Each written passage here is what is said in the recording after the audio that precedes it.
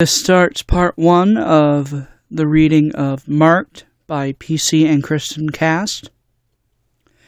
From Hesiod's poem to Nyx, the Greek personification of night. There also stands the gloomy house of night. Ghastly clouds shroud it in darkness. Before it, Atlas stands erect, and on its head, an unwavering arms firmly supports the broad sky. Where night and day cross a bronze threshold and then come close and greet each other. Hesiod, Theology, 744 FF. Chapter 1. Just when I thought my day couldn't get any worse, I saw the dead guy standing next to my locker. Kayla was talking non-stop in her usual K-babble, and she didn't even notice him, at first. Actually, now that I think about it, no one else noticed him until he spoke, which is, tragically, more evidence of my freakish inability to fit in. No, but Zoe, I swear to God, he didn't get that drunk after the game. You really shouldn't be so hard on him. Yeah, I said absently. Sure. Then I coughed, again. I felt like crap. I must be coming down with what Mr. Wise, my more than slightly insane AP biology teacher, called the teenage plague. If I died, would it get me out of my geometry test tomorrow? One could only hope. Zoe, please, are you even listening? I think he had only, 4, maybe 6 beers, and maybe 3 shots. But that's totally besides the point. He probably wouldn't even have had hardly any if your stupid parents hadn't made you go home right after the game.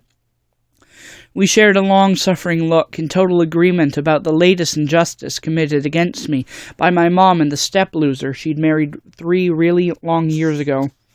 Then, after barely half a breath break, Kay was back with the babbling.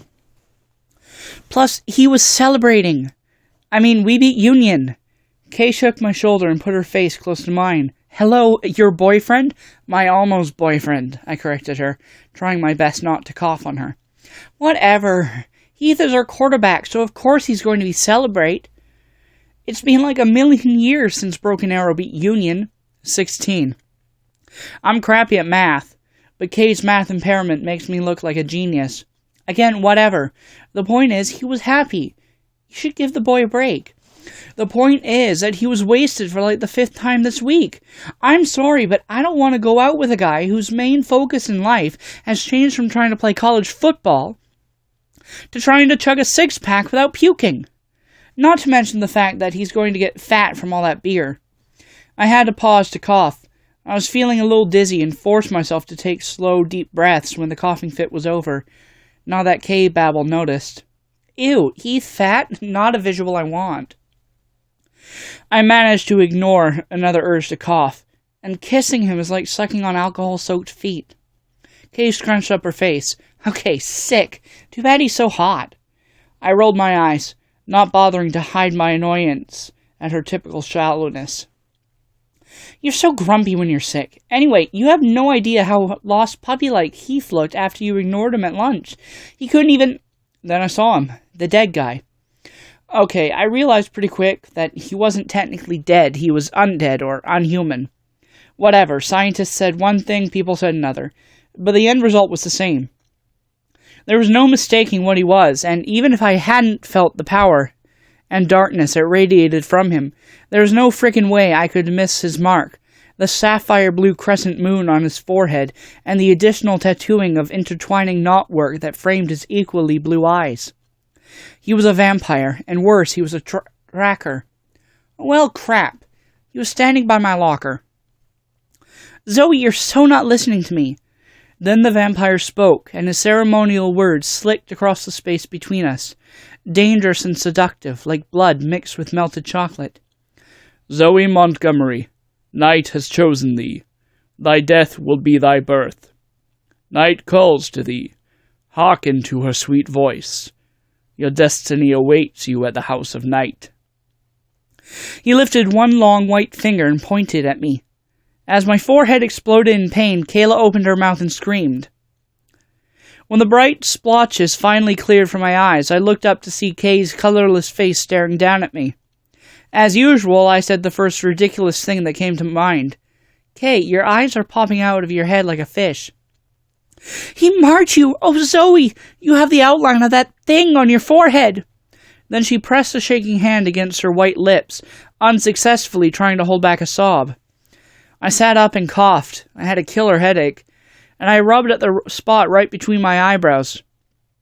It stung as if a wasp had bit me and radiated pain down around my eyes, all the way across my cheekbones. Felt like I might puke. Zoe! Kay was really crying now and had to speak between wet little hiccups. Oh, my God! That guy was a tracker! A vampire tracker! Kay, I blinked hard, trying to clear the pain from my head. Stop crying. You know I hate it when you cry. I reached out to attempt a comforting pat on her shoulder, and she automatically cringed and moved away from me. I couldn't believe it. She actually cringed, like she was afraid of me. She must have seen the hurt in my eyes, because she instantly started a string of breathless K-babble. Oh God, Zoe, what are you going to do? You can't go to that place. You can't be one of those things. This can't be happening. Who am I supposed to go to all of our football games with? I noticed that all during her tirade, she didn't once move any closer to me. I clamped down on the sick, hurt feeling inside that threatened to make me burst into tears. My eyes dried instantly. I was good at hiding tears. I should be. I'd had 3 years to get good at it. It's okay. I'll figure this out. It's probably some bizarre mistake, I lied. I wasn't really talking. I was just making words come out of my mouth, still grimacing at the pain in my head. I stood up. Looking around, I felt a small measure of relief that Kay and I were the only ones in the math hall. And then I had to choke back what I knew was hysterical laughter. Had I not been totally psycho about the geometry test from hell scheduled for tomorrow, and had run back to my locker to get my book so I could attempt to obviously and pointlessly study tonight, the tracker would have found me standing outside in front of the school with the majority of the 1,300 kids who went to Broken Arrows South Intermediate High School, waiting for what my stupid Barbie clone sister liked to smugly call the big yellow limos. I have a car, but standing around with the less fortunate who have to ride the buses is a time-honored tradition, not to mention an excellent way to check out who's hitting on who. As it was, there was only one other kid in the math hall, a tall, thin dork with messed-up teeth, which I could unfortunately see too much of because he was standing there with his mouth flapping open staring at me, like I had just given birth to a litter of flying pigs. I coughed again, this time a really wet, disgusting cough. The dork made a squeaky little sound and scuttled down the hall to Mrs. Day's room, clutching a flat board to his bony chest. Guess his chess club had changed its meeting time to Mondays after school. Do vampires play chess? Were there vampire dorks? How about Barbie-like vampire cheerleaders? Did any vampires play in the band? Were there vampire emos with their guy-wearing girl pants weirdness and those awful bangs that cover half their faces? Or were they all those freaky goth kids who didn't like to bathe much? Was I going to turn into a goth kid? Or worse, an emo? I didn't particularly like wearing black, at least not exclusively, and I wasn't feeling a sudden and unfortunate aversion to soap and water, nor did I have an obsessive desire to change my hairstyle and wear too much eyeliner. All this whirled through my mind while I felt another little hysterical bubble of laughter try to escape from my throat, and was almost thankful when it came out as a cough instead.